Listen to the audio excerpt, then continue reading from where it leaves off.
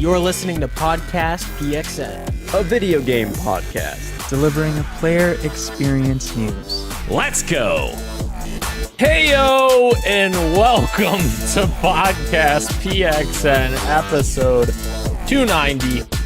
What is up, guys? I am one of your hosts, Daniel Prindle, aka Dan is DTM on Twitter, and I am joined over Discord by the Nintendo aficionado and hardcore casual himself, who is not here, Roshan Warner. He's invisible, but he will return. And the host of Large Popcorn and video producer at The Gamer, Christian Macias at ISO Christian. Hi. Hi. Is that Garrett? Hi. Hi. And the reformed Tarkov Teletubby and my fellow Spartan, Gage Dempster at Gilbo Biggins. Say the line with me, Dan. Say it. Reporting for duty. Duty. Jesus Christ. All right. Whoa. Are you guys still... Can you see me? Can you hear me? Yes. Okay. Yes, we I'm going to can. send you what I see from Discord on my end, and then... Oh. I'm guessing it's crazy. All right. I'll keep listening to you. Okay. Thank you to everyone watching us live and participating in the chat. Christian wishes he could be watching us right now. Just as a reminder, we are live each and every Wednesday at 8 p.m. Eastern Time on youtube.com/@podcastpxn and twitch.tv/podcastpxn as well. The topic of the show this week, guys, is our discussion around EA and Respawn Entertainment, more specifically. What is going on over there? We've got some news hot off the press. I'm back, by the way. I can see you guys again. Oh, okay. It just took me saying that you wanted to watch us live. Basically. Then boom, you're able to see us. All right, let's dive into the topic of the show here.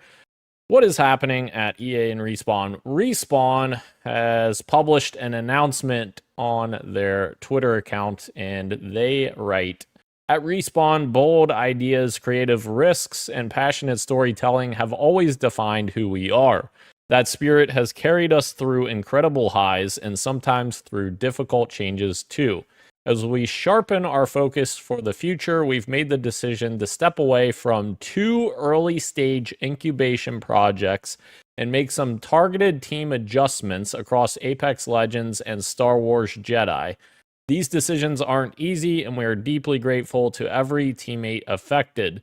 Their creativity and contributions that helped build Respawn into what it is today. We're offering meaningful support to those impacted, including exploring new opportunities within EA.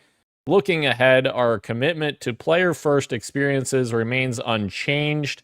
Innovation has always been at the core of Respawn's identity and continues to drive how we build the future, from evolving live experiences to crafting new worlds and stories.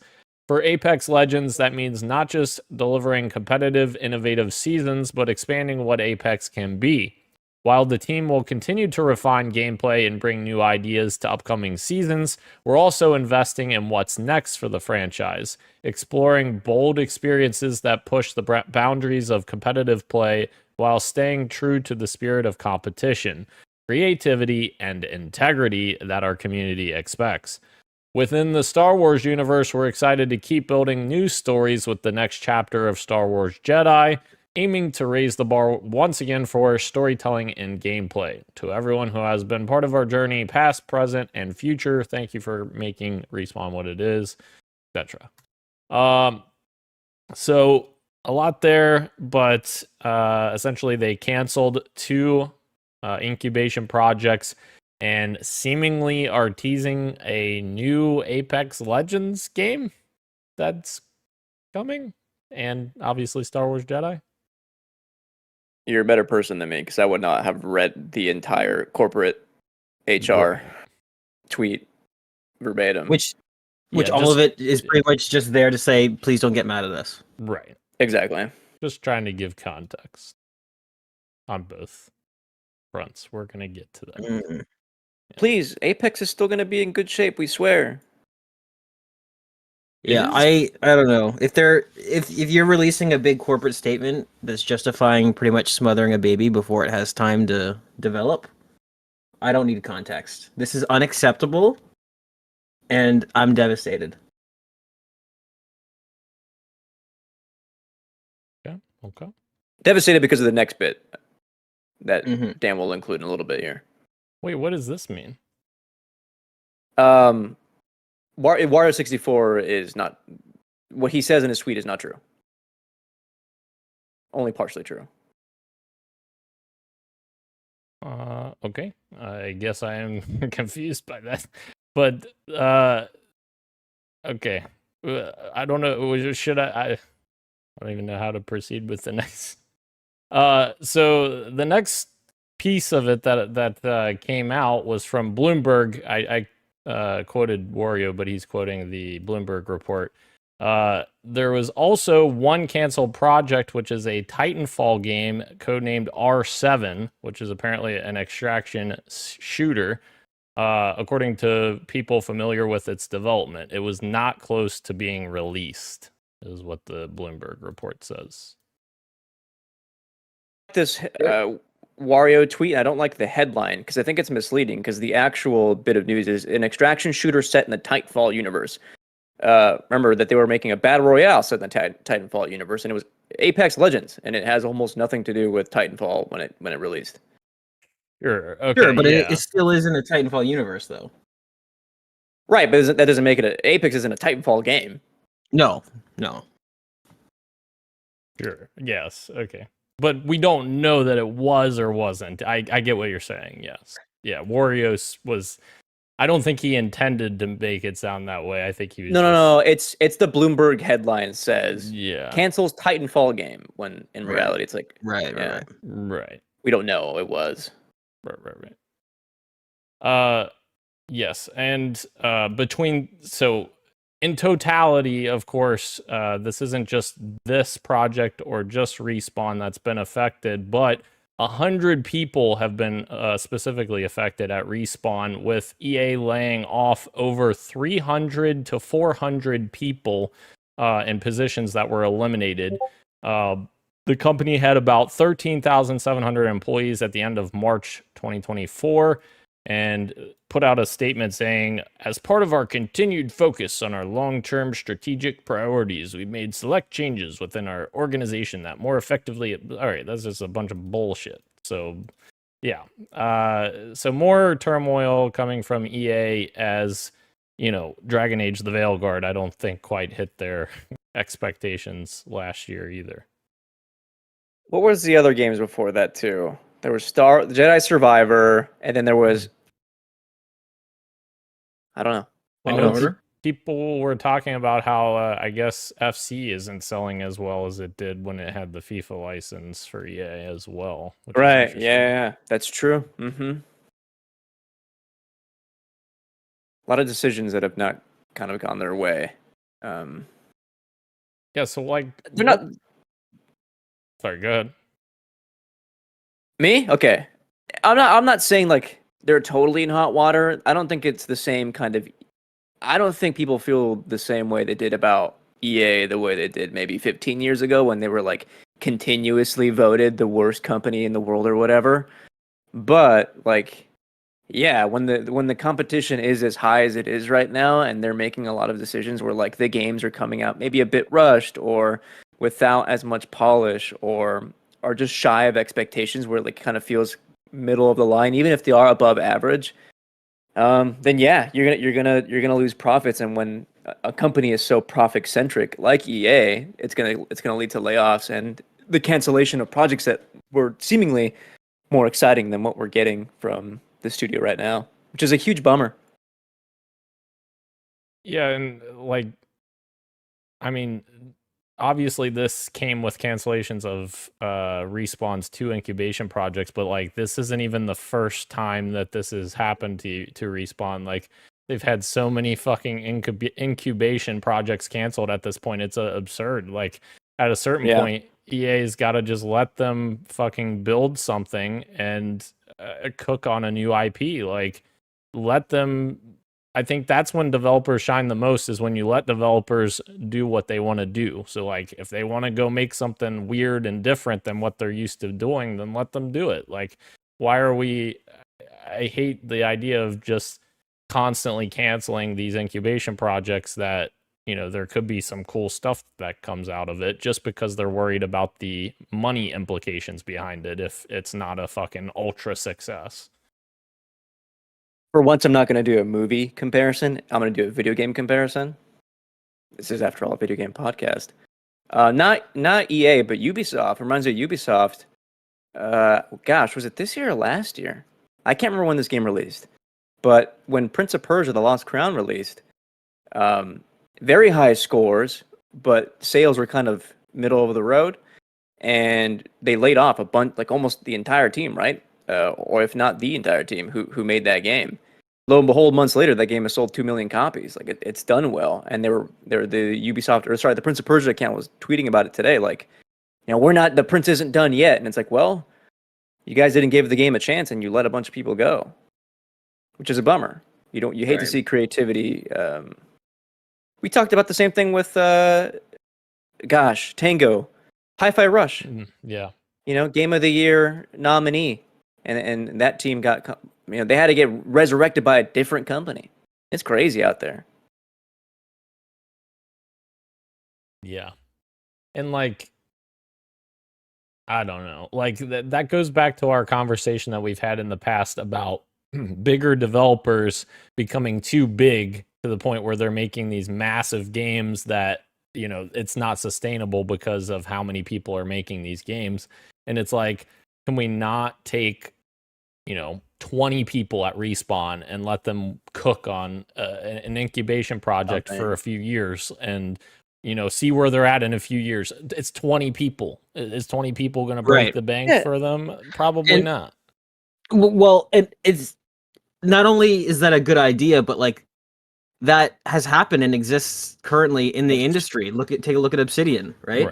The Obsidian, and they've seen like massive success from doing that, where they take like small 10, 20 people and they say, go work on something, and then they come back 2 years later and say, hey, we have this idea called Grounded. Should we do it? And they're like, yeah, go ahead. And then they release it, and whether or not it's a blockbuster is irrelevant because I think that the game was profitable for them, and it did well critically, and that's. And then the same thing with was it Pentiment was the other one that they did, I think. Yep. Same thing, right? That wasn't a blockbuster. That didn't, you know, it wasn't on the front page of Twitter, but it's a fun game that people enjoyed. It came out. It didn't bankrupt them. I think it was probably, again, profitable for them. And now those are two more projects in the world that exist because a rather big team, took a chance on their employees and said, yeah, you know what, follow this idea.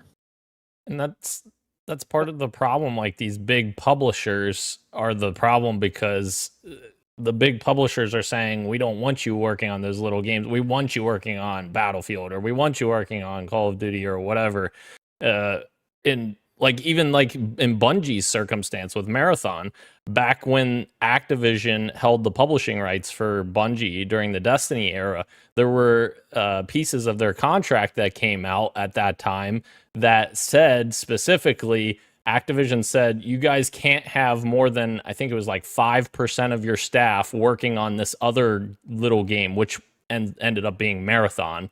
And they had a whole big ordeal about that because the game Destiny 2 had been delayed like a whole year, and Activision was like, this game needs to come out or we're taking over, and all kinds of shit. And it all comes down to these businesses that want to take control of these companies and force them to put out content that's just going to make them loads of money, or that they think's going to make them loads of money, I should say. Right. Something else to consider is that under the umbrella EA Originals, they're still publishing really cool stuff. Granted, it's different developers, right? But like, it's weird that you can't also dedicate that in-house to your you know, the studios you own to have small things like that. You could even leverage that to publish them under the EA Originals brand. Maybe. I don't know. Yeah. By the way, the last 6 games they published through EA Originals, 2 of them, one of them was a Game of the Year winner. That was It Takes Two, and another one is possibly a Game of the Year nominee with Split Fiction this year. So it just goes back to what you were saying about, hey, let talented developers flex their creativity, huh? For sure. Yeah. That said, though. That said. Oh, sorry, you have and even? No, that's and even. What? That said, if I can circle back to Titanfall / R7, whatever this game was, as an extraction shooter, seems like that's the new hotness in FPS gaming right now, with like console specifically. People are trying to leverage that space. Having Arc and Marathon at the same time right now do their tests. I'm seeing a lot of scuttlebutt on like YouTube comments and Twitter comments. Granted, those are like vocal minority, and these are like, you never read the comments anyway, but a lot of people are like, well, this is just a fad right now. So maybe they were seeing something behind the scenes where like it maybe wasn't going to be anything too crazy, and they shut it down that way. But I don't know. Yeah, which that's fair. I've always thought that following, you guys probably may agree, but I've always thought that following the trend in gaming is never a good idea. You want to be setting the trend, and well, Gage made this. No, finish your point. Oh, sorry. I have a kind of.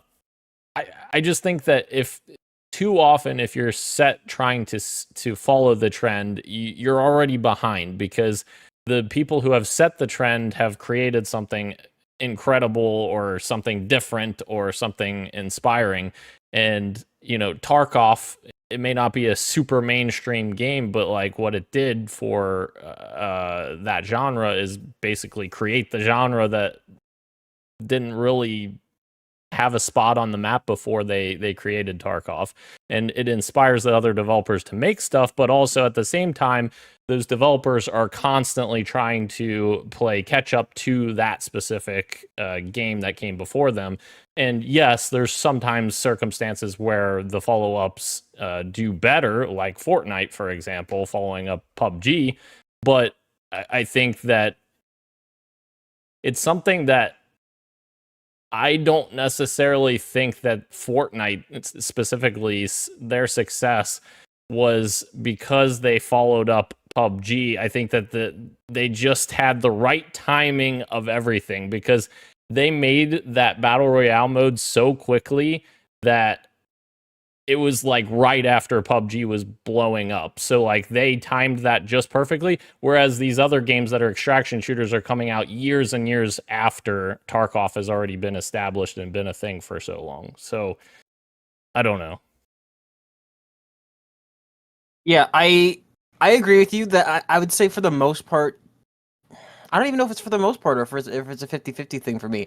Trend chasing can absolutely result in soulless games that don't have, i.e. Concord, right? I mean, that's like the easy example to throw out. You can absolutely result in these games that come out and just kind of don't have any real staying power. But at the same time, I will say, like, Titanfall 2 was far from the first first-person shooter. I mean, it came, and it, to this day, in my opinion, is maybe the best multiplayer first-person shooter experience I've ever had, and it was far from the first. And to that same point, I mean, you look at games, this is another more recent example to bring up, but like Repo, right? Like, you could argue that it's following the trend of Lethal Company, and yet it came out, and I think it does a lot of things better for the most part. When I think of extraction shooters, like, okay, in my perfect world, would I want the next Titanfall game to be an extraction shooter? Absolutely not. I'd like it to be a proper, sequel to Titanfall 2. However, in the extraction shooter, there is no game that even attempts to do anything with parkour or high-speed movement. So, like, the idea in and of itself of having an extraction shooter in the Titanfall universe could be something. Like, there could totally be something there. So, like, I'm still kind of leaning in the space of, like, I would have rather this team kind of see this through and see what happens. Could it come out and be a flop? Absolutely. But could it come out and do what Titanfall 2 did for first-person shooters, but to the extraction genre? I mean, like, that's also a possibility, right? Like maybe calling in your Titan is like an alternative to extracting, where it's like, oh, you can either get out with your loot or you can call your Titan in and be a menace and be a piece of shit. Like there's Hey. interesting gameplay mechanics there, right? And parkouring, right? Like instead of having the Tarkov model where it's like you have Parkour either out there. you have it's all about sort of strategy and like getting your aiming and having the right equipment. It's like having an extraction shooter where you've got a ton of loot on you and you have to like outrun your opponents and like sprint away, and who's better at parkouring, and then you can get away and be safe. There's some interesting ideas to explore there, I think. Do you remember at the end of a Titanfall 2 match when the ship would come out for the losing, or sorry, the winning team, and everyone had to run over there, but if your whole team doesn't make it, they can get shot down by the Titans? Yeah. There's something there. There could be something there. My other question is, could they not have? I know this isn't optimal or whatever, but like, could they not have done something with Apex, like the groundwork of Apex, and made another mode for Apex that was like an extraction shooter with Titans? Like, could they not have done that? Because it's already in the Titanfall universe, right? So like, why couldn't they have just had like a small team work on this mode for Apex? Requires way less resources because it's on an established game, and then it could set the demand. So like if people end up going crazy for it, then build out a new game after that. I don't know. I feel like there's more exploration there that could have been done, like within the game that already exists. I don't know. I'm troubleshooting Discord again. Uh-oh. Because you're using a Concord virtual background. That's true. Okay, it looks nothing good comes from that. I'm gonna close this using Task Manager. I'll be right back. Okay.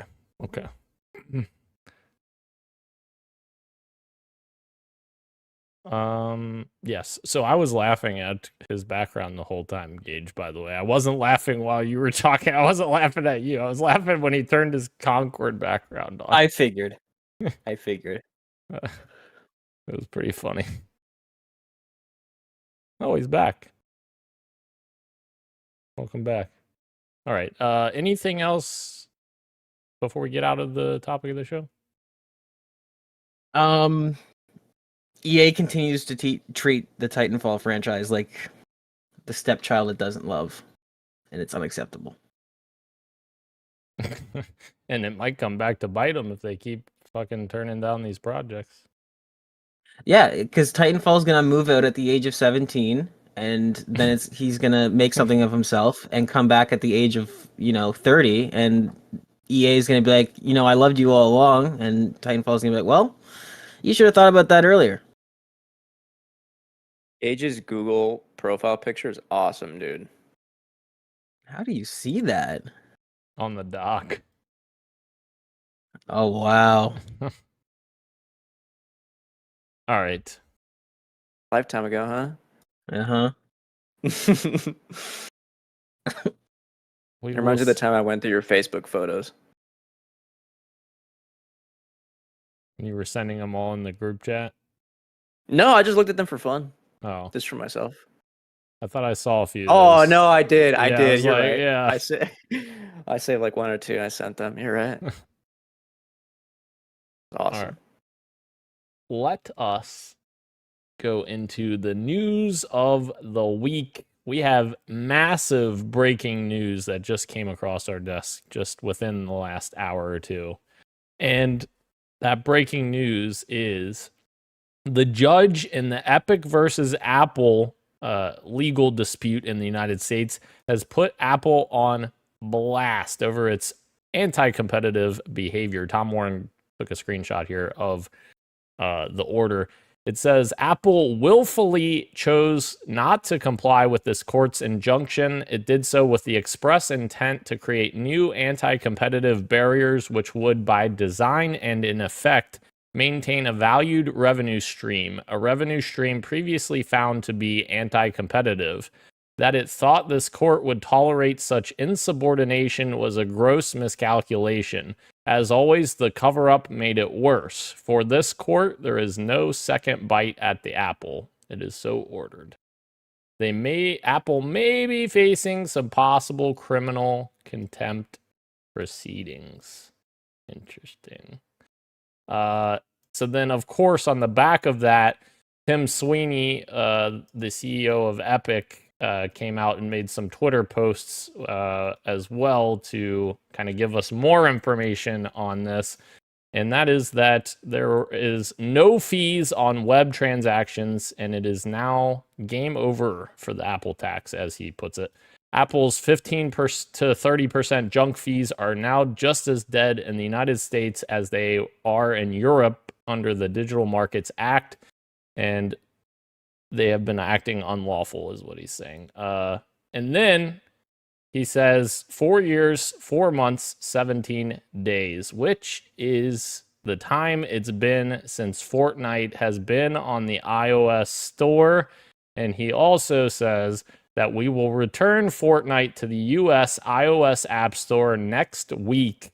Epic put forth a peace proposal also to Apple that if Apple extends the court's friction-free, Apple tax-free framework worldwide, they'll return Fortnite to the App Store worldwide as well and drop current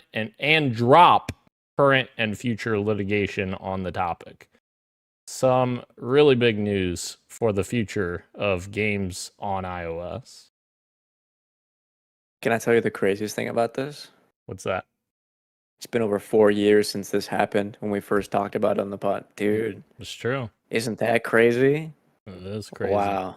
Time flies. Yep, it does. But courts don't fly. They fucking took their sweet ass time on this. Yeah. Yeah. Imagine all the money spent for a litigation of this size too. This has like ramifications for like huge ramifications for like anything going up on the App Store. It's crazy. Yeah, it has ramifications for Microsoft and their plans for the Xbox store or whatever on You're right. iOS as well. So, and not to say, this isn't to say that there's not bad that comes out of this, because I'm sure that having Fortnite on iOS just causes more kids to buy fucking microtransactions for Fortnite. Like, I'm sure Epic lost a shitload of money when Fortnite left iOS. So still not great that probably that audience is going to be manipulated by Epic and their fucking garbage ass skin purchase prices, but that's the world we live in. They are pretty expensive now. Yeah. They And used to there's not so be that many. expensive. There's I so know. many, yeah. Like when I played Fortnite back in fucking 2017, 2018, there was like a few things in the store that you could buy. Now you go in, there's like fucking 15 pages of fucking items you can buy. It's like stupid. And it's exciting every single time. Is the problem. Yeah. These games are a disguise for wealth extraction. I'm sorry. Maybe that's the real extraction shooter. You got, It is extracting funds from the working class. yeah. Extract before you lose all your money. I think I used to spend less money back when loot boxes were a thing compared to battle passes. Yeah, for sure. 100%. Which is what that's, God damn it. I know you're going to say the thing, but whatever. I'm saying it anyways. But when I was playing fucking Halo 5 back in the day, I did not buy any fucking rec purchases. I promise I did not spend a single cent on rec purchases in Halo 5 because you could earn everything if you wanted to. Now you could purchase the packs, obviously, but I did not spend a single cent.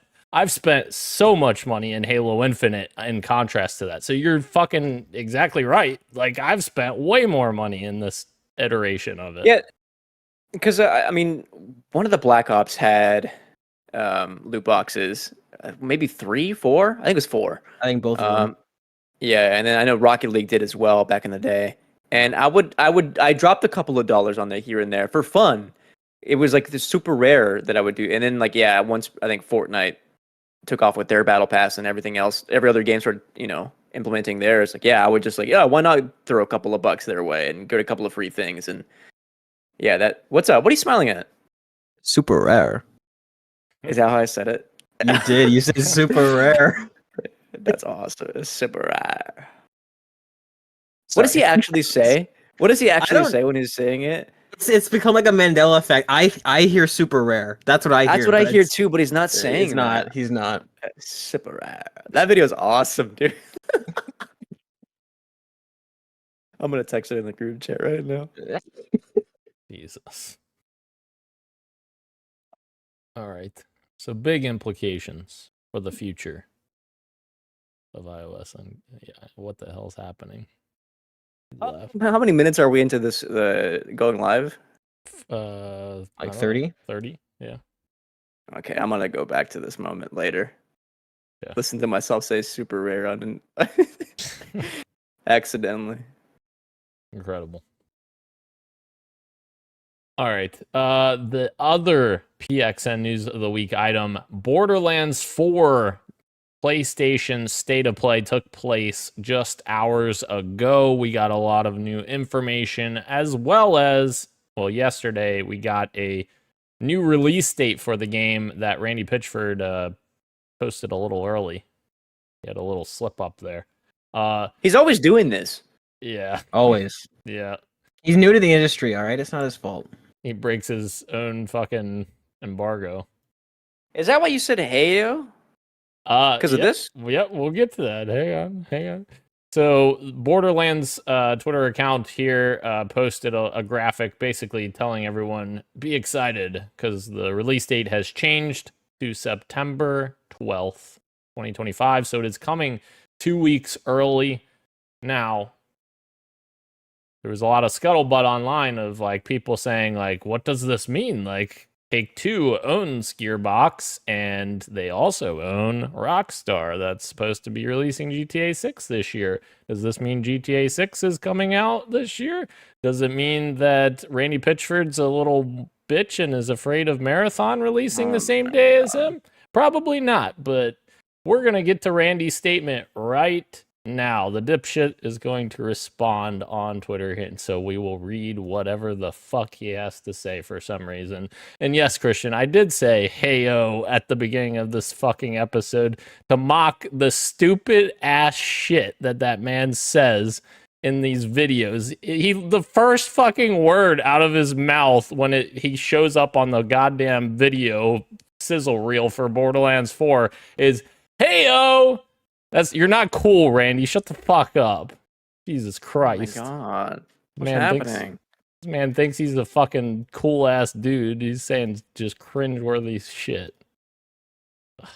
Anyways. So here's what he has to say. Borderlands 4 shipping early is 100% the result of confidence in the game and development trajectory backed by actual tasks and bug find and fix rates. Our decision is literally 0% about any other product's actual or theoretical launch date. He also quote tweeted himself saying, interesting that this comment got more pickup than the date change itself. Believe what you want, but if you're making decisions based on the belief that I have some insider information about some other game launch, you would be mistaken. We're super confident in the game and we're ready to go launch early, so there was no sense in holding out. The sooner we launch, the sooner we'll get feedback. We listen and we learn and are excited to get a bite at that apple as we are working on post-launch efforts. Fuck off, Randy. God damn it. I've never once heard a dev say, yeah, I want less time, actually. Yeah, right. And to say it this far away from launch is also kind of a tell to me. If it was August and they're like, oh yeah, by the way, we're actually done, pretty much, so we'll move it up 2 weeks. Yeah, it's May. Yeah, the game's not done. They're not even close to done polishing. How do you know that you found all of the bugs that you're going to find? Exactly. And this is one of those things with corporate speak where two things can be true at once. He's like, I don't know the release date of GTA 6.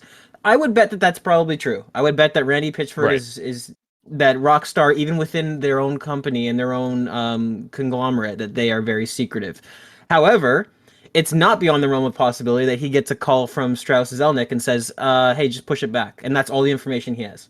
Yeah. Right? He doesn't know the release date of GTA 6. He's not on the Insiders Club, but he's being told by his superior to say, "Hey, we need you to create some space. Yeah. We're not going to tell you why. We're not going to tell you what for, but you need to move your game." And that's probably, in my opinion, that's probably what happened.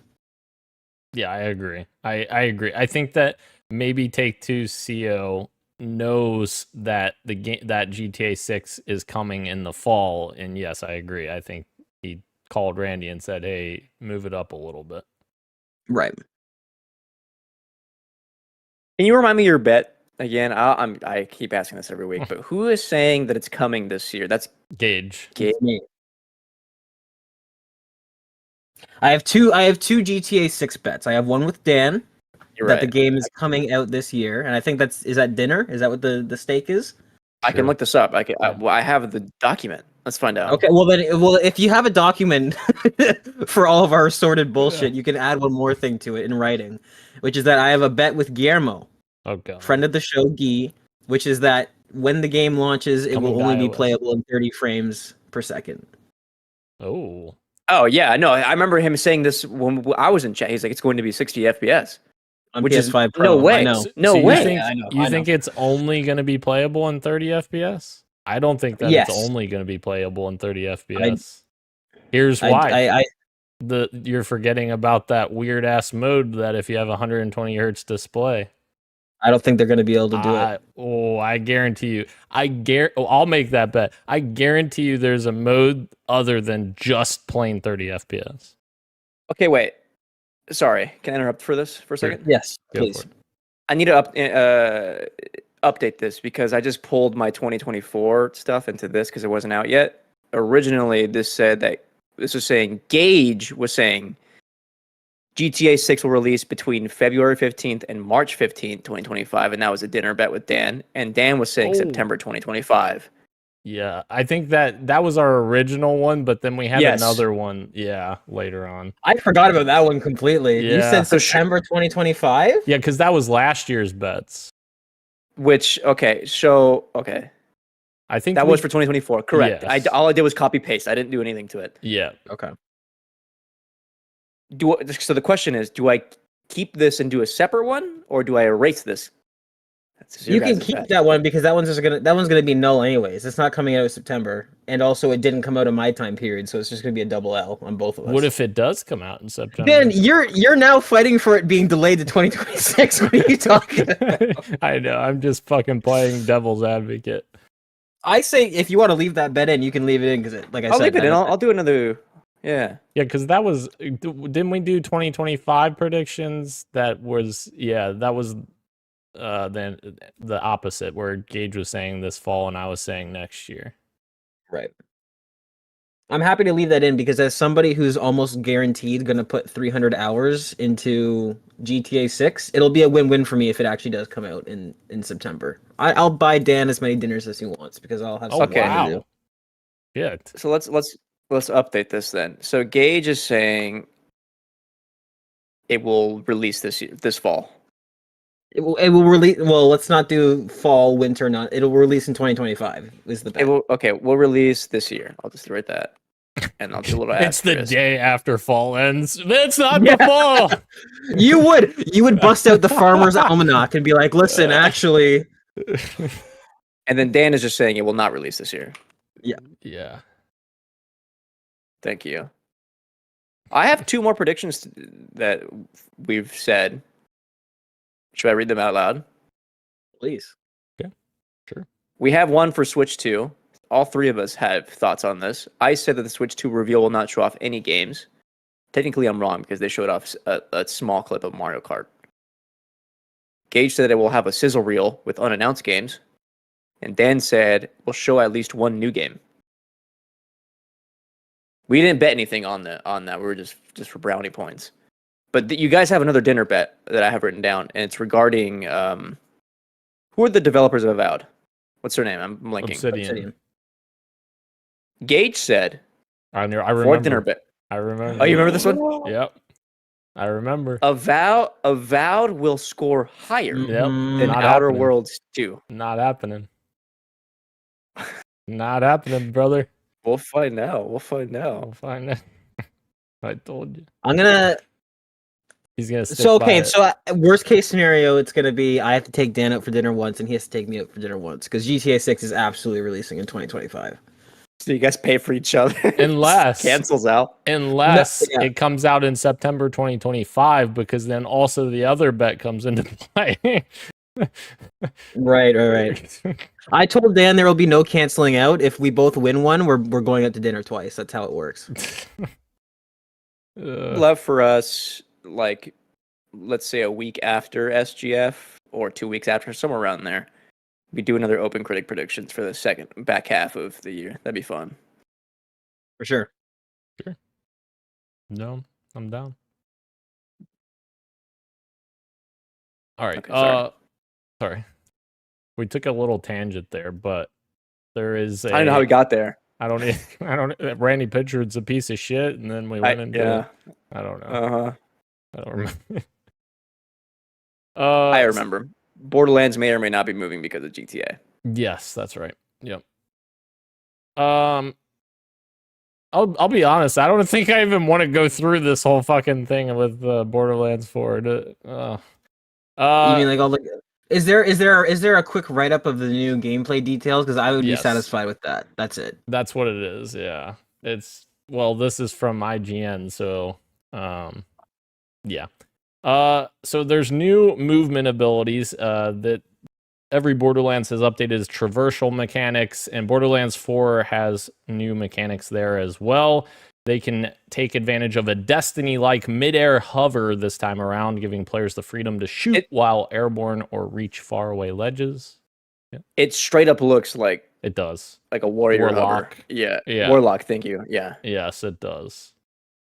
There's also a grappling hook that can be used for both combat and exploration, as well as a dash for those last-second dodges. Vehicles, of course, will continue to be a major component in Borderlands 4 as well.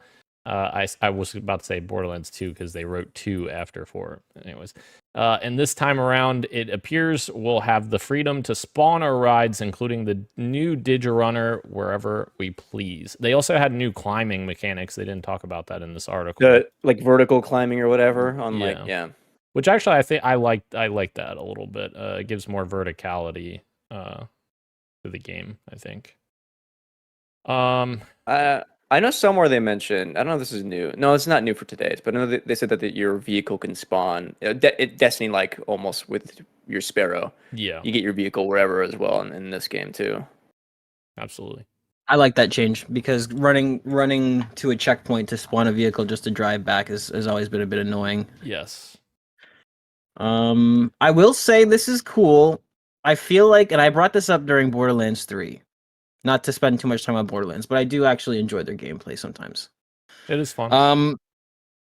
I feel like they're kind of because like we're looking at like you're reading this off, right? And these are gameplay features more or less from other games that are just now being introduced. I feel like they have this opportunity that they had during Borderlands 3 and they're not doing it here, where it's like they should do some sort of weapon forging system. Like their whole gimmick has been like, oh, a bajillion weapons because we make a bunch of different parts for them and then the game just RNGs them together and you can get all these different combinations. Like, and I remember in Borderlands 3 specifically, there was like a weapon inspect where it actually showed you all the different parts that could have been different things. And there was never any like weapon building system. I feel like as much as I agree with people where it's like finding weapons and finding the ones you want is part of the game and therefore being able to create anything would ruin it. I get that. But I feel like it would be cool if like, say for example, if you had a gun and it's like you could destroy the gun and you get to pick one part of it to keep. And then like after, you've destroyed 8 guns, you can now put one together and sort of like, so there's a bit of a trade-off. That is a good to me idea. To me as a looter shooter, like that would be an interesting mechanic that I haven't seen in any other ones that they could totally do and run away with that I think would be fun. And you could have the same thing where it's like you can either You destroy a gun, you can either keep a part or you can keep a perk from it, because I know some of the guns will have different, like, the fire rate speeds up after XYZ. Something like that. I think that would be a cool way to differentiate itself as a looter shooter. But anyways. I think that is a good idea, like especially because like the gold weapons, they talked about in the video that they're a lot more rare in this game again. Like I guess they were super like prominent in the third game. You got them way too much, and so like the interesting part with what you're saying is you take one part off of a legendary gun, you got to piece together like 9 parts, so you need 9 legendary guns, so that wouldn't ruin like the grind. So yeah, I think that would be a cool idea, but they are not doing that. So get rid of Randy Pitchford and put me in his stead. I think Dan would be okay with that. Let's pitch Randy Pitchford and let's be the pitching guys, because me and Gage were talking about last night. I had a pitch for Last of Us episode 3, but we'll talk about that here in a little bit. You did. It was good. I've never heard you call him Randy Bitchford. Not once. I feel like that's kind of a layup. That's good. Yeah, that's good. That's good. Randy Bitchford. I might use that. So guns and manufacturers, there's a total of 8 companies supplying players on this game. 3 new ones are coming into the fold. Order, Ripper, and Daedalus, will be behind some of Borderlands 4's new toys. Like the other returning manufacturers, newcomer features include unique weapon designs and abilities. Borderlands 4 is also taking things one step further by introducing a new spin on its gun mechanics, the licensed part system. Guns can now be comprised of a variety of different parts from different manufacturers, meaning you can find an assault rifle with elemental components developed by Malouin, an ammo clip made by Torg, and a shield made by Hyperion. Higher rarity weapons come with more parts, making that quest for big loot drops more crucial. So kind of a half step to what you were talking about, Gage. It's still random, obviously, but parts being intermingled.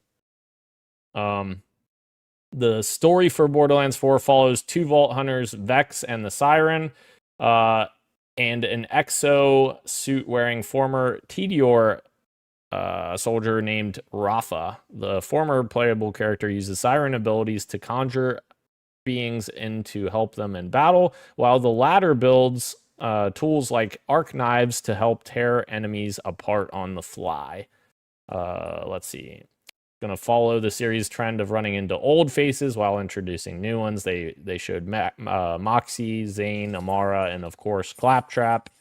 They also talked a little bit about Lilith. I imagine we'll see her possibly as well. What happened there? Multiplayer, some good changes there to streamline the co-op process.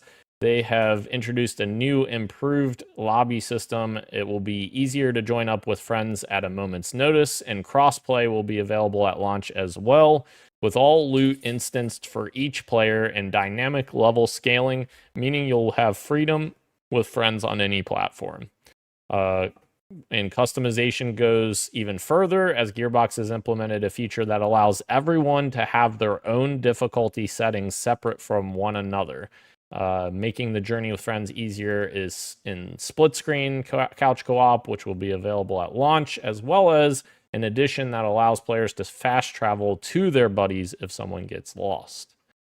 We talked about the lower drop rate for legendary loot, new defense skill trees, etc., etc. That's kind of a high level of it. The gameplay, I was more impressed by the gameplay we saw today than what we have seen before today. So it does have me optimistic that the game is seemingly going to shape up pretty well when it comes out. I mean, Randy Pitchford. You won't catch me defending the man, but I think Borderlands has regularly for a very long time been a franchise where I get my money's worth out of the purchase from gameplay. So yeah, I'm excited. I'm excited to jump into this. This might be fun, especially if there's a bit of a dry spell with other launches. It might be something fun to jump into, I think. And you know why it might look good? Because Randy's too busy doing magic tricks and working on a Borderlands movie that looks nothing like Borderlands. That's probably Tell why. him, dude. That's probably why this game actually looks interesting, because Brandy's actually going off doing God knows what. This looks pretty great muted, but from what I played with the previous Borderlands games, I was just never really that big of a fan of the writing. Just wasn't that kind of tone isn't for me. But the gameplay looks. Fair enough. I'm with you, Dan. That the gameplay looks way more competent than I was kind of giving credit. Than I was assumingly giving it credit for. This looks. Yeah, Decent. This looks like a pretty great time with co-op. for sure. Yep. Yep. Those games are always, yeah, like Gage was saying, they're pretty consistently great with co-op. All right. Let's move into the street meets, gents. And for some reason, I forgot to link this article, but I think it pretty much speaks for itself. Supermassive Games has reportedly ceased development on an unannounced Blade Runner game. Are we upset? Good. No, I don't like Supermassive games. Yeah, Well, hold on. They're fine. they're fine. Um, I can't imagine a Blade Runner game from them being particularly well written or good. Yeah, they make a lot of like mid games. And the stories and the characters of their games are usually less memorable than like the premise. You know what I mean? Like everybody, Yes. Absolutely, yeah. everybody remembers the quarry, and it's like the idea, and everybody remembers Until Dawn, the idea of it, the Wendigos, the resort. But like, Yeah. what's the main character's name in any of them? Right? You're just like, Hayden Panettiere. yeah. Rami Malek was in it. Like, Yeah. Fair point, dude. Wow. All right, let's jump into the quick bites from there. We'll start off with The Last of Us Episode 3 on HBO. We watched it. Well, Gage and I watched it. Christian probably watched a recap or something, heard about it through the grapevine. The most of the stuff that I get for it is like on TikTok. People just post, either clips of it or like them talking about it. People were not very happy with episode 3. No, it was not good. Yeah. Do you want to start, or you want me to start? It doesn't matter. Whatever. Yeah, I think that there's some more. It's interesting that we always come back to this conversation, and I feel like if there is a right answer, it's that either being completely faithful or changing things up. It depends. It depends on what's going on. Like one of them is not right, one of them is not wrong, because they've made some choices and changes that I think are gonna come back to bite them in the ass a little bit. So, Are we doing spoilers or are we doing not spoilers? Not spoilers. We haven't done spoilers to date because I think we were gonna do like a recap at the Okay. So yeah, I mean they've changed up. We'll say the timing of certain things and a continuing of the watering down where like. I found this way with The Walking Dead before Negan showed up. There was a couple of seasons before Negan showed up where, like, I feel like that show kind of embraced, this might trigger some people or maybe is the wrong thing to say, but I'm going to say it. It's like Soccer Mom. Like, they're kind of, like, going for, like, the casual viewer, I feel like, where certain characters are, like, doing things that are healthy and good in the real world, but maybe are not actually true to their character. There was a scene that really took me out of it where a character is like writes down what they want to say before they say it, so they're not speaking emotionally. And I'm like, that's a really healthy thing to do in the real world, but this character would not be like. This is completely antithetical to what this character is supposed to be going through right now. And then the only other thing I'll say, and I was talking to Dan about this, it is a nitpick, but I also feel like it's kind of not, because the caliber of the HBO it should be better than this. The costume design in this show is getting worse and worse for me. I saw people making a few jokes after the first episode where it's like, "Hey, how come it looks like everybody just walked out of the Gap?" Like and at first I was not thinking about it, and I was like, whatever. I see it, I acknowledge it, but it's not a big deal for me. But there was a scene in this most recent episode where a character is wearing like an actual like influencer outfit, where she's got like a sundress on, she's got a jean jacket over it, she's got like a tweed cowboy hat on, and I'm like, this is getting silly. I watched HBO produce 10 years of Game of Thrones, where everybody down to the background peasants had complete fantasy clothing made up for them. You guys need to be able to tear some of these jeans and put like a few holes in them or something. Can I say something? Absolutely, please. Regarding costuming, I understand why you're saying it's a nitpick, but like that, I think you're like hitting on the nail on the head of like one of the things people are having a lot of frustration with is like one of the major changes is they did like, okay, well, it's set in a different season. I'll put it that way. Yes. Yeah. And with a different season comes different lighting, comes different costumes, comes different, all those sorts of things reflecting on the screen. The way we interpret it as like a viewer is like, this isn't the grimy, cold, very like emotionally grounded story that the game was. This is coming across entirely different, and like that has an effect on the viewer. I think you're circling that critique pretty well. Yeah, and that's a good point. That the environment shapes the tone of the show. I didn't even necessarily think that deep about it, but you're right. When you think about what happens in the game and then the outside visual, it does reinforce that, and sort of you are losing a little bit of that with what they're doing. Yeah. Yeah, and I think as me and Gage were talking about off air as well, I liked a lot of I liked some of the things that they were doing in terms of, how do I word this without spoiling? In terms of with what Tommy was dealing with, I like that they kind of explored that a bit more in this, or it felt like they did, than the game.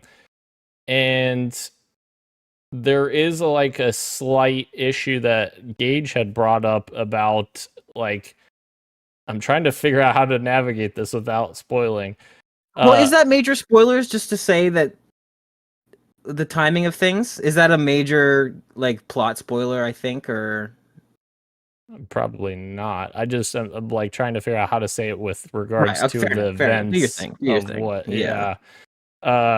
So like just with what Tommy and Ellie are dealing with, and I think that what they tried to do in this episode was create a sense of normalcy in a time that there should be no normalcy, because they were just fucking invaded. I feel like this isn't a spoiler because they've shown this in previews and such. They were just invaded by all kinds of infected, broke through the walls and all kinds of shit. And this is taking place like a little bit after that, and we're fucking starting the episode with Tommy Tinkler fucking hitting baseballs in the baseball field like nothing happened. It's like, okay, this isn't really fucking realistic. And then Gage brought up a great point as well. Like Ellie was being held back, it felt like, for the events of what they wanted to do with this episode. And so then I pitched Gage on an idea that they could have done this in a way that would have made it very interesting and added like a little bit more depth to the episode. And that's if Ellie had been hurt more significantly than what she was, and she was in a coma for, let's say, 6 months or something crazy. And she wakes, and that could even solve your season issue as well, Christian. You have her in a coma, she wakes up from the coma, and things seemingly are back to normal. You see people playing baseball. People have moved on from the events that happened prior, but then she wakes up literally like it's the day after this happened because she's been in a coma this entire time.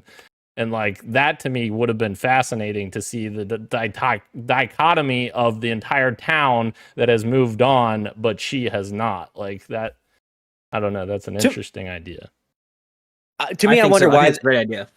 I don't know why they introduce a change like that. Like you literally have the plot catalyst happen, and then you just sit around and wait for a while. That's weird. A lot of the things that I've seen online, people critiquing the show, is that they do a lot of like explainy stuff this season, where it's like they're telling you how people are feeling and not showing you through like actions, which is like kind of you shouldn't do that in a visual format like that. Right. Yeah, there is. I mean, I guess I'll wait for our season recap to get into like specifics. I'm gonna need to start writing these down though, so I remember them later. But yeah, there's definitely a lot of like, and also certain characters talking about like the end themes of the show, but like we're only on episode 3, and there people are trying to like convince or sway or. I saw the clip. Yeah, and I'm like this it probably would have served a lot better like after. It seems like. Yeah, you're making it hard for this character to go ahead and do all the irrational things she's about to do by having all these people rationally explain to her why she shouldn't. It seems like it's just a bit of a miss, and like I said, like it's writing where I feel like the writers are putting stuff in where it's like, this is what we would say, and this is a good thing to say, so we should. And it's like, well, yeah, but that's not going to work for what you're trying to do. And also, the last thing I'll say on this is that. One of the observations I made too, going back to what Dan was saying, is like one of the new characters for the show that's not in the game is like this therapist of the town. She's like the full-time therapist, which is like you have opinions on it one way or the other.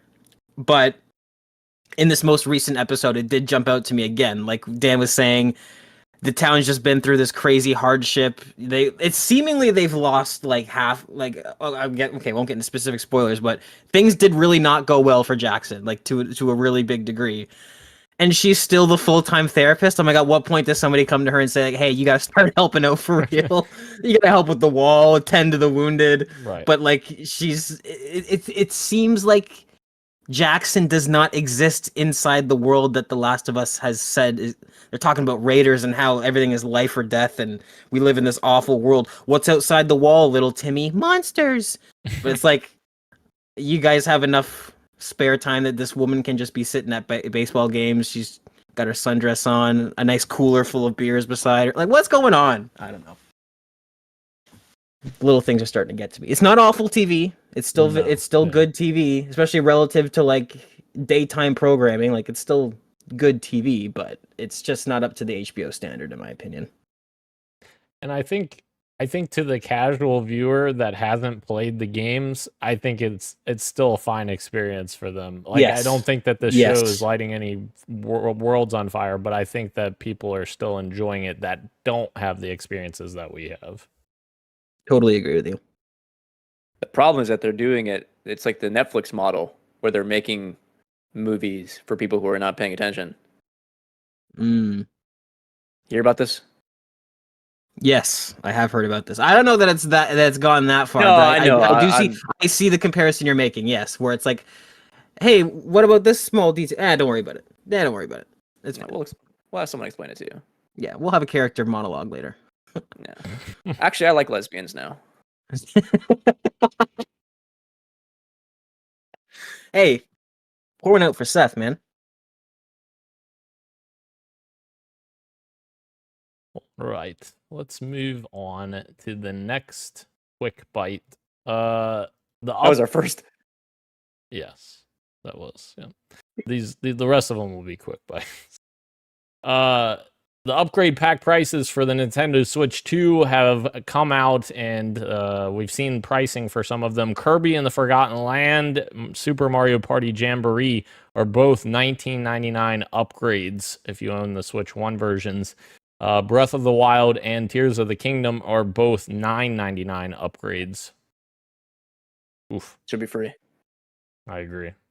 At least the ones that are doing nothing should be free. Right. The other ones, if they're $10, then sure, I guess, because they're adding content. That Breath of the Wild game is a Wii U game. Right. Crazy. All right, FBC Firebreak is officially launching on June 17th. It will also launch on Game Pass Ultimate and PlayStation Plus Extra at launch. So we'll see how this game does from Remedy. Hopeful. They've never made a bad game. Yeah, unfortunately, the next quick bite, I'll be too busy playing this game to play it Firebreak long term. And that next quick bite is the rematch beta stats have come out. They shared some stats here of the top strikers, goalkeepers, midfielders, and defenders. But interestingly, I don't see Christian Macias on any of these lists. What happened there, Christian? We should be. I should be. Huh? Okay. So 880,000 active players, 63% played more than 10 matches, 2.8 million matches played, 7 minutes and 42 seconds was the match duration average, as well as 3-minute and 29-second overtime averages. It averages out to 350 years of playtime. What a beautiful lifetime it was that weekend. I've heard that we know they're doing another beta in May, but I heard there's also going to be one right before launch at the beginning of June, just to make sure their servers are up to snuff for launch, which I think is huge for a game like this. Sounds like I'll see you in May and June. Oh, please, dude. Better get your We'll talk about that in a second. All right, the next quick bite. 4 million people have played Oblivion Remastered in its first 3 days already. Boom. And the other game from last week, Clair Obscur Expedition 33, has seen massive success with 1 million copies sold after 3 days as well, with a 98,591 peak concurrent players on Steam. Very impressive for a little indie game there. Very cool. I shouldn't say little, it's a big game, but from a little studio. Also not indie. From a little studio, yeah. But it is a small studio, you're right. Yeah.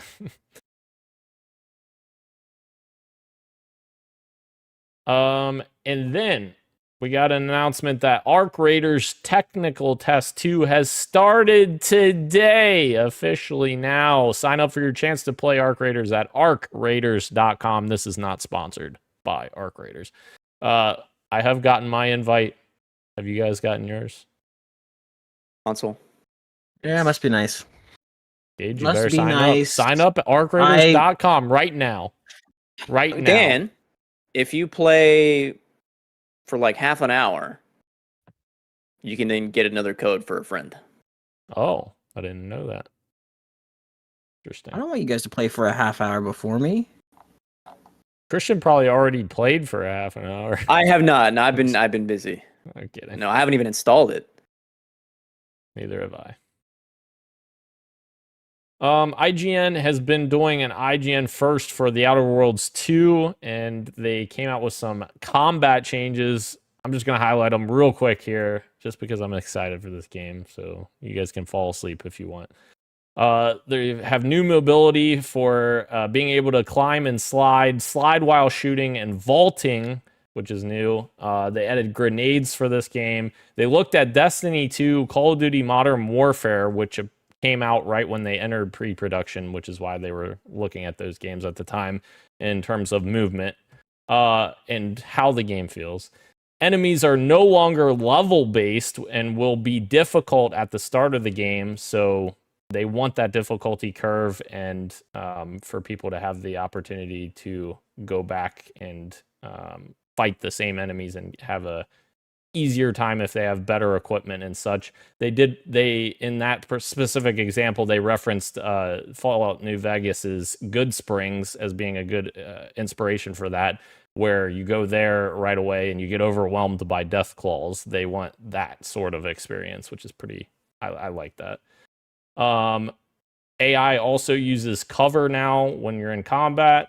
There's a new energy bar for the player for new gadgets to kind of gear up science players a bit more and make points into science a bit more important, with time dilation, shield, vision through walls, etc.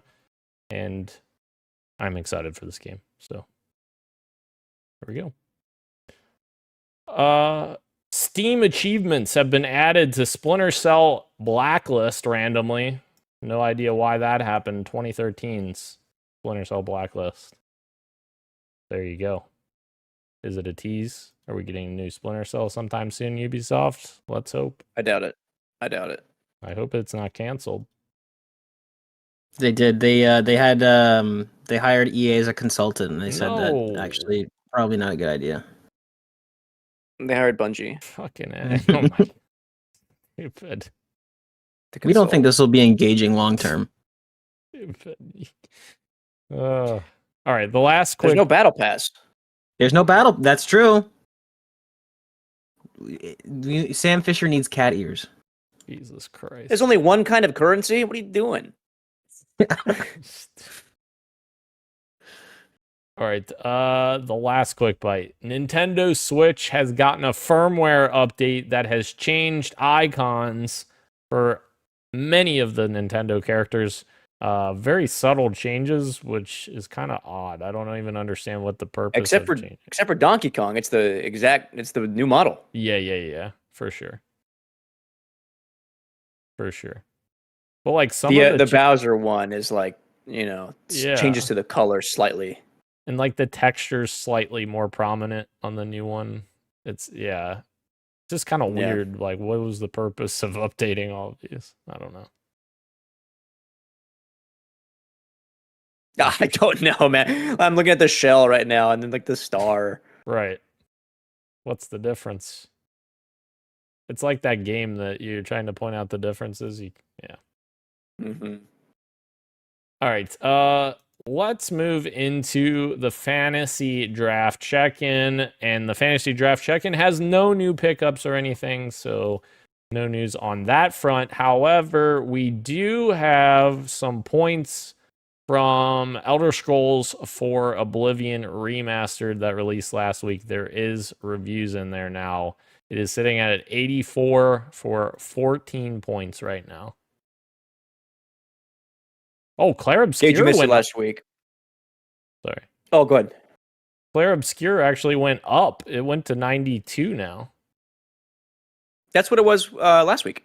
I thought it was 91 last week. 90. It should have been 92. Oh, okay. But it weirdly only has 23 points. I don't quite understand that because it should be 24 points. That's odd.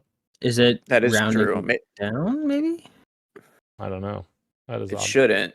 It may have dropped to 91 and then gone back up to 92, and it hasn't like updated yet. Yeah, but 91 that would be 22, right? That is true. So I don't know. That's I'm weird. confused. All right. Anyways, I believe that was the only update for this week. Gage missed it last week. We were debating on did. whether the Oblivion Remastered counts as a remake or not. I heard it.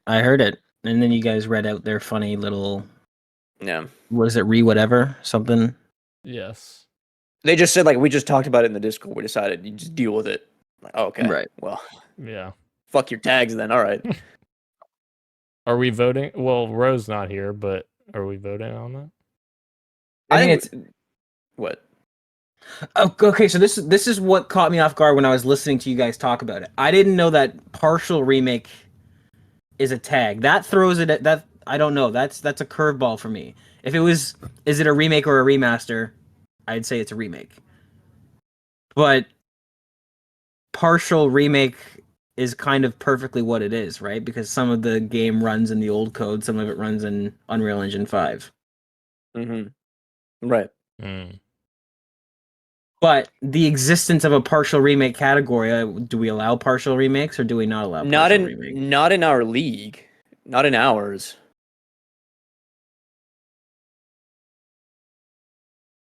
I'm reading. If there was no partial remake category, I would say it's a remake and it's valid. So they consider Grand Theft Auto the trilogy a partial remake? Right? Yeah. That seems weird, right? That's a remaster, right? That's what I would think. I would call that a remaster, yeah. I would agree. Legend of Zelda Skyward Sword HD I would consider a remaster as well. Right. And even Diablo 2 Resurrected, I'm pretty sure that's just graphic changes. I don't think there's any gameplay changes. The biggest analog to me between Oblivion is and right here on this list is Demon Souls. That Demon Souls remake is like it's running the source. A lot of it is the source code, but a lot of it is like they did minor tweaks to the engine. Right, so it still feels like the old game, and it still has some of the old game mechanics or whatever, but there's like that new coat of paint over it. Shadow of the Colossus, same thing.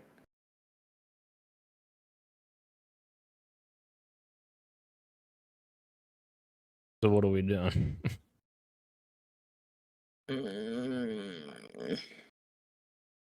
I'm gonna say said. my vote is gonna be it's a remake and it's valid. Which The is what we decided existence, last the week. existence of the Unreal Engine logo on that, knowing that they only use Creation Engine, tells me that there was some work put into it. For me personally. Okay.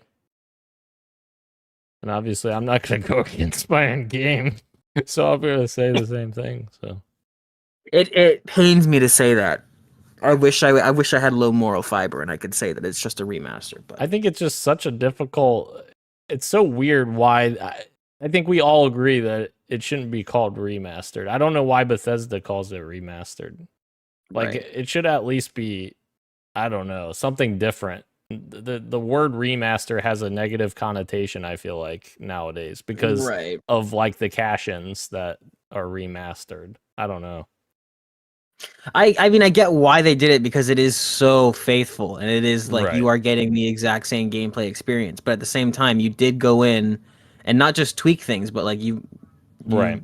added Unreal Engine. Modernized. Like you modernized it, and so it's like I don't know. I feel like if you as a studio don't know what to call it, just do the stupid like reignited or Right. reactivated. Like just use a random word that's neither of those two, and then people can figure it out for themselves. Director's cut. Or the GOAT, the greatest of all time, which of course is Volition deciding to name their God. Red Faction remake remastered. Yeah. Oblivion. Duh. Re-Oblivioned. Yeah. All right. So quick check in on points then.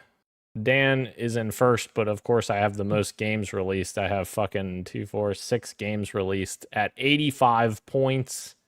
The second place is Gage with 40 points. He's had 3 games released. Roe in third with 39 points with 3 games released. And Christian in last with 36 points, but only 2 games released. It's a lot more competitive this year. We love to see it. I'm just letting you warm up my seat, by the way. I wouldn't get too comfy over there in first place. I'd be careful, Gage, because Fantasy Critics projecting you to be in last place. Yeah, well, that's because the game's rigged, but we don't have to get into that conversation today. Oh, Don't forget Gage. Dan spent a majority of the year last year in first. And then he lost. And he That's lost. true, but what happened the previous 2 years? He got last. What happened the previous 2 years? Row won. No, Row He's so one. good. I don't think He's so good at this game, dude. He is the best of us. I am the last of us. What are we? Some kind of Last of Us? All right, let's move into what you got for me, guys. I don't have a whole lot, but we did play Buckshot Roulette, and I had some fun with that. It was fun. At first, I think the number of items was a little ridiculous, the amount of items, but then I kind of realized that that's kind of the point of the game. So then I was like, okay, I understand this. And then we started taking away certain items, and it got a little better. But yeah, that game's fun. Just trying to determine which live rounds are in the shotgun and which ones are the blanks, and like trying to figure that out, and passing the buck to the next person down the line. Yeah. It was fun. It was fun. I was not as into it as I thought I was going to be. Oh, wow. I enjoy Liar's Bar way more because the Russian roulette is like a side effect of the game, and roulette being the game makes it just a little bit less interesting. That's fair. Yeah. Just a preference. I just want to, instead of me bringing it up later, I think we'll just jump on it now. Interestingly enough, I enjoyed it a lot more than I thought I would. I don't have a hankering to play it again the way I do with Liar's Bar. Like, I agree with you. I think less is more. However, Whenever I saw clips of Buckshot Roulette, I never saw clips of any of the items. I thought it was just literally pass the shotgun around and it's a random game, a game of random chance. I didn't know about any of the items. I thought that was a cool mechanic. I think as a party game, they put in a lot of items with the expectation of you being able to make your own sort of rules, because when we were playing it vanilla, I thought it was a bit too much and the turns could go on for way too long and you could kind of Right. especially if you had a bunch of steals on you and items you wanted to use, like somebody could use like 8 items before their turn's over. So, but as a party game, having the option to turn those on and off and create your own custom rules, like I think there's definitely some fun gameplay there that could be explored. Is there a limit to how many items you can use per round? Was that an Yes. option you saw? Yes. I wonder if we did a little balancing there, like you can only use like 1 or 2 2 per items. Yeah. turn, would Yep. make it a bit more interesting. Yes. Yeah, you can also limit each turn's number of each item too. I see somebody pull out. Oh, so if you smoke a pack of cigarettes, then Yes. You if get and one- Christian's next, then he can't. Yeah, you okay, could I get see. one cigarette and one. Yeah. Interesting. Yeah. Yeah. I was pleasantly surprised with the game. I thought I was going to refund it immediately, but I had a good time. All right. Let's move on to Buck out. That's what I wrote for Buckshot Roulette. I know. Yeah, sorry. I'm gonna go in reverse order. Last week, I don't know when it was. Maybe it was over the weekend. Gage mentioned Subnautica for some reason, because of Subnautica 2. And I offhandedly was like, "Let's play Subnautica. Let's get this multiplayer mod. Let's get going." And he's like, "Oh, I don't, whatever Gage says." he's always saying something. And then for whatever reason, I was like, you know what? Like, why don't I just play by myself? Like, why do I gotta wait for the multiplayer mod that he won't do? I'll just play by myself. And I did. I spent almost 30 hours over the week playing Subnautica. Did not know this game has this amount of sauce. It is insanely good. The exploration in that game is fantastic. The survival elements are just as incredible as what I was getting from Abiotic. The story isn't as it's an older game. It's not as interesting as Abiotic, but when the gameplay loop is that good, I almost don't care.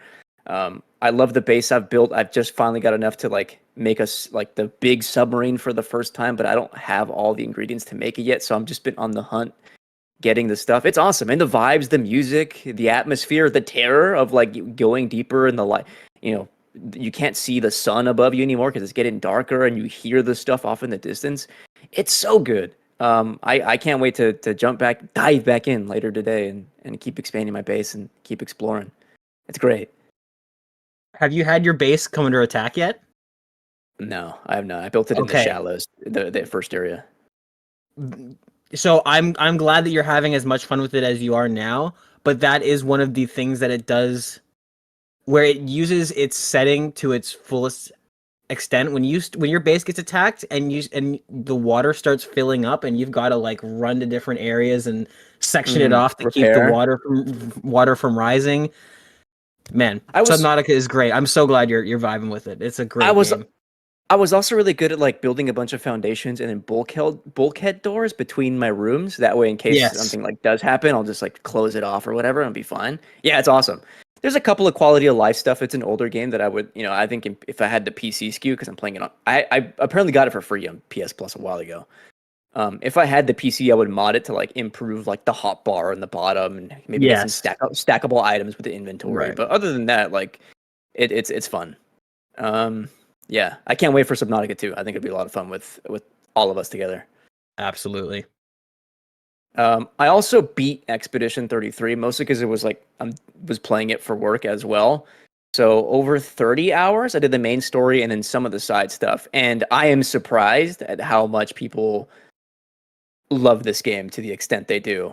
I've seen a lot of rhetoric going around. This is a game of the year, and like this is one of the like most profound games ever. But they're only ever talking about the game from the prologue in Act 1.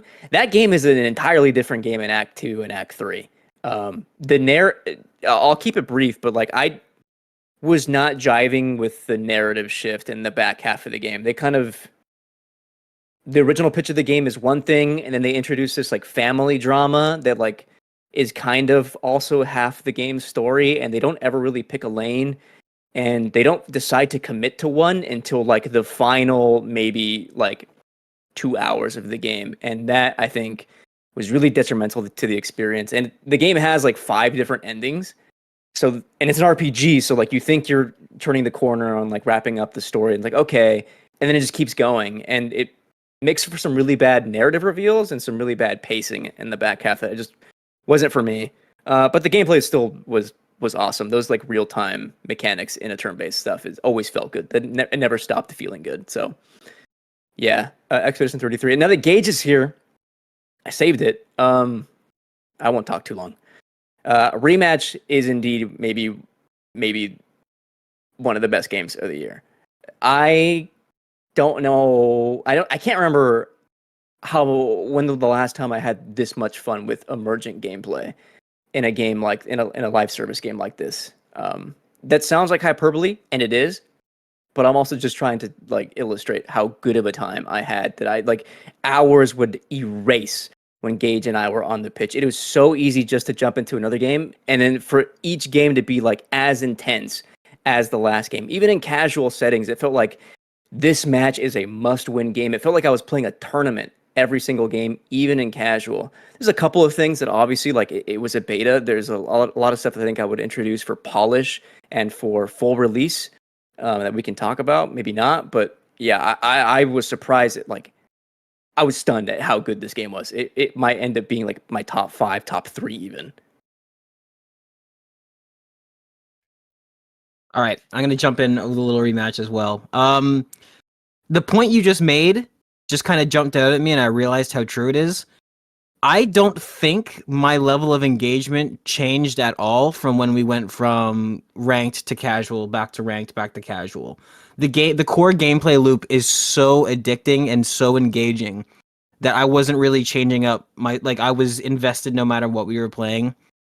And you're so right about like the hours just evaporating, and like one more, and I look over at my second monitor and it's 5:30 a.m. We were invested in our rank, and we realized, well, it's just a beta. It's just a beta. I heard that so many times throughout the weekend, either from you or me. Okay, wait, it's just a beta. It doesn't matter. It doesn't matter. Because I was wrongly ranked, and it was a great injustice. Do you want to know, Dan, where he ranked? No. Where did he rank? Yeah, I want to know. Gage, tell him. It gave me the lowest possible rank. Yeah, when we played, no, it doesn't. And when we played with a lobby of those types of people, it so clearly did not put me in the right rank. We were playing with fucking goldfish.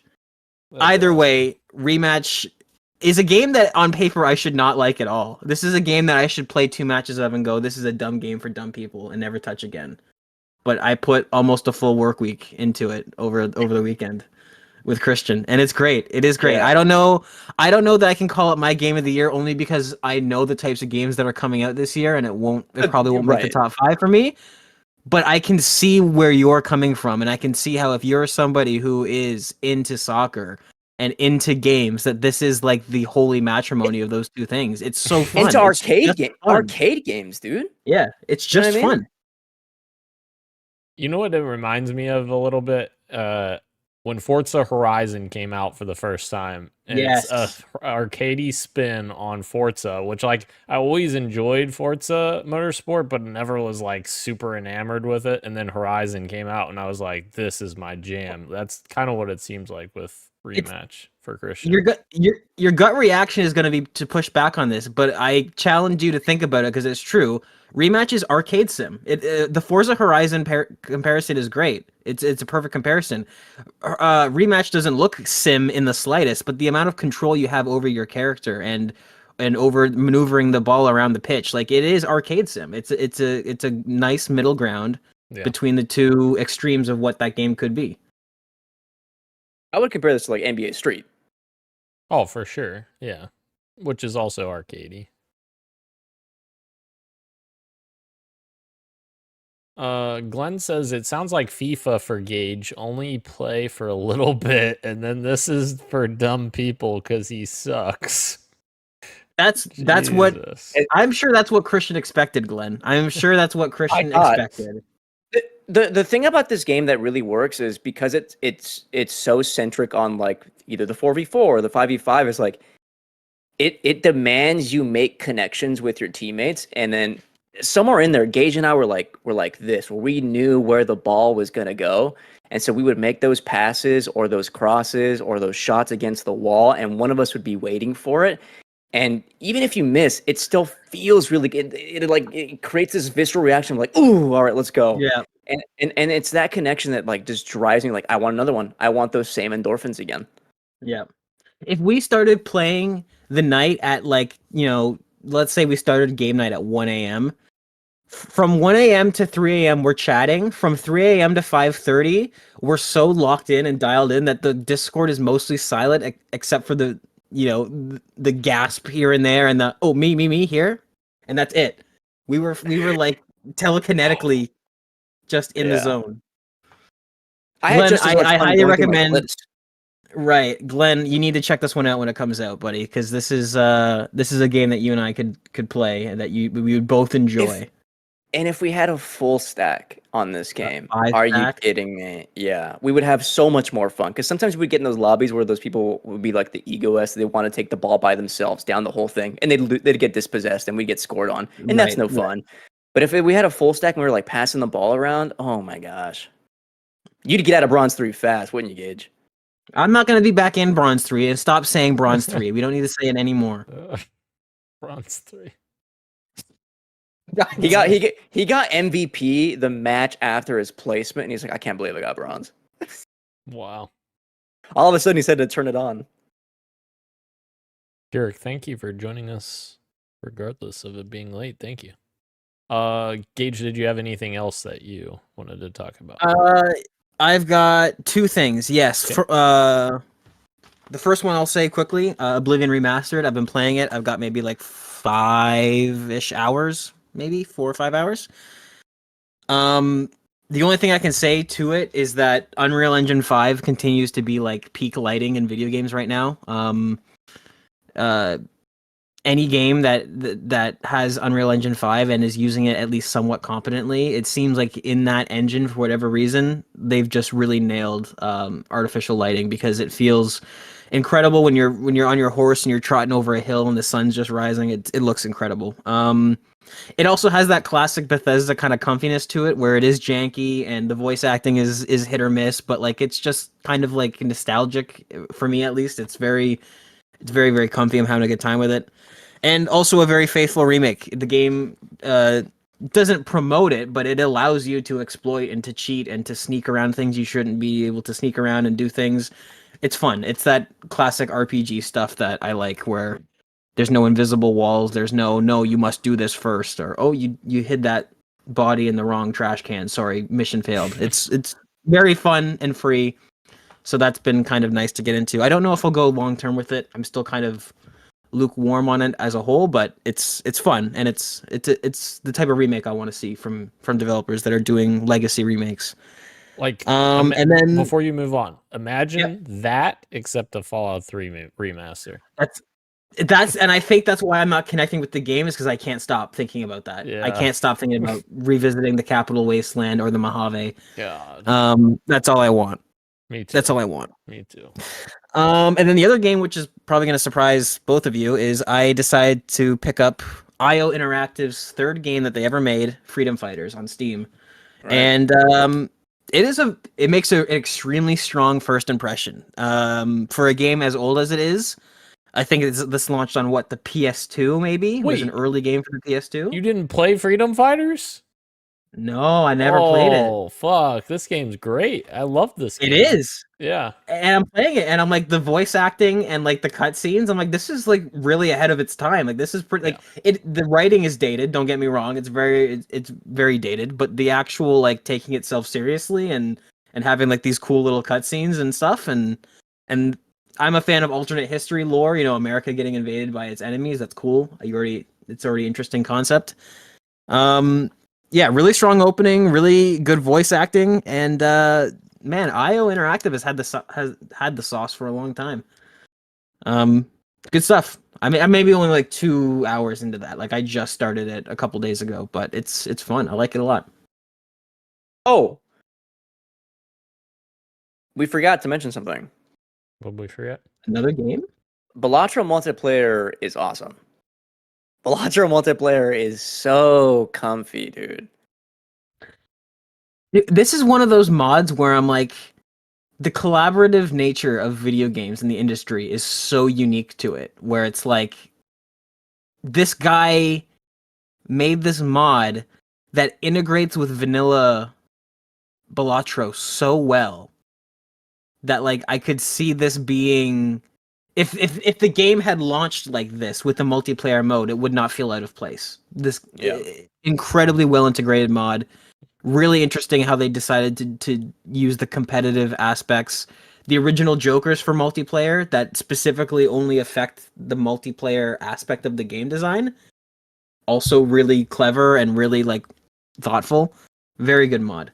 I'm glad you brought that up. Balatro multiplayer mod. Yeah. If you're somebody who has a friend that enjoys it as much as you do and you're both on PC, get that. It's good. Dan, That's do it. cool. I try to get you. It's a very useful tool to like sharpen up your Balatro skills. Like, how effective can you be with this deck? Right. It's like doing like homework. Yeah. I need to buy Balatro on Steam. All right. Anything else, gents? Drink water. Drink water. Drink water, Randy Pitchford. Yeah, no. Drink Heyo. battery acid, Brandy Pitchford. Thank you again to everyone joining us live on YouTube and Twitch, as well as podcast services everywhere, including Apple Podcasts, YouTube Music, Spotify, and everywhere else you get your podcasts. Don't actually do that, Randy Pitchford, because I don't want to get sued by you. Thank you, Ro, who is going to return next week. Thank you, Christian. Thank you, Gage. I am Daniel, and this has been Podcast PXN, and we are out. Much love, and keep on gaming.